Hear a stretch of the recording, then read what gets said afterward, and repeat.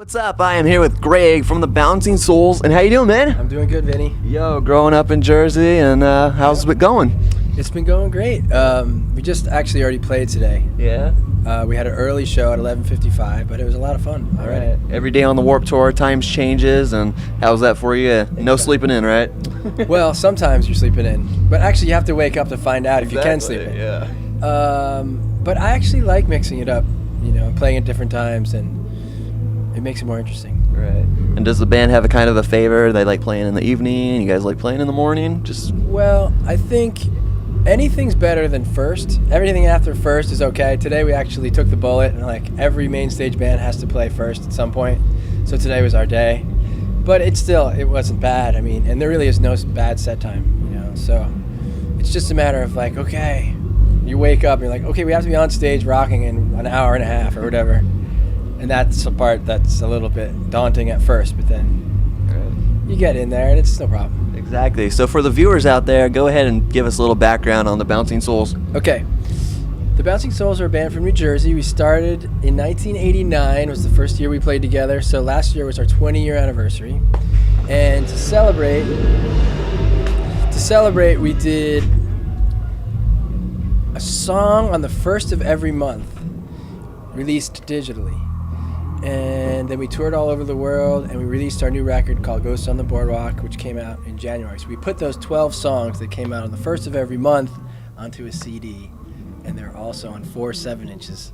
I know that's a lot of information. That's all good. So tell us, the Bouncing Souls in the 80s, a lot of people that are playing now, the new bands on Warped Tour, you guys were their influences, but for your influences, who were they? Bands like the Sex Pistols and the Ramones? Yeah. The Ramones, we played with the Ramones actually, 7 Seconds and Minor Threat and Fugazi, and a lot of bands that still influence people today, but we actually were lucky enough to play with them and see where it's important to see where the musical lineage comes from, and it's funny that a lot of the newer bands are like, well, that band's kind of like My Chemical Romance, but My Chemical Romance is like someone else who is like someone else, right. And that's fine, if they're like My Chemical Romance.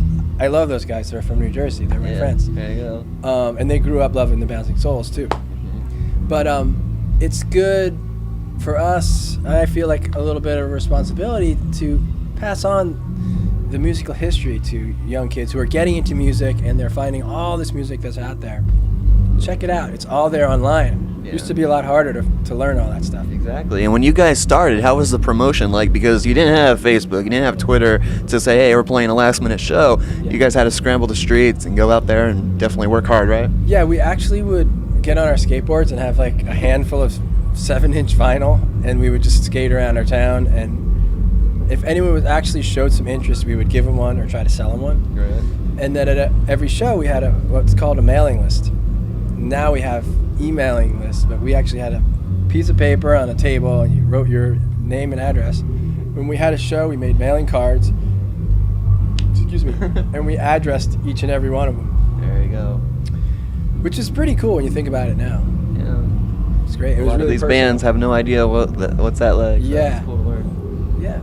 Yeah, definitely. So on the Warped Tour, you guys get your own tents, and you guys are out there.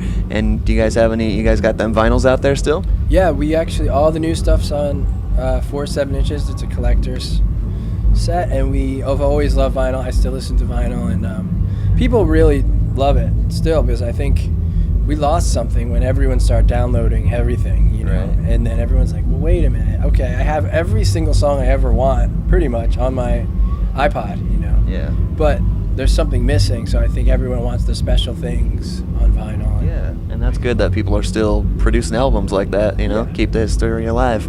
That's good. So the Bouncing Souls, you guys doing the whole entire Warped Tour this year, and No, actually we're doing 3 weeks. 3 weeks, huh? Just a couple, huh? Yep, which is good. Yeah, and then after that, what are you guys gonna do?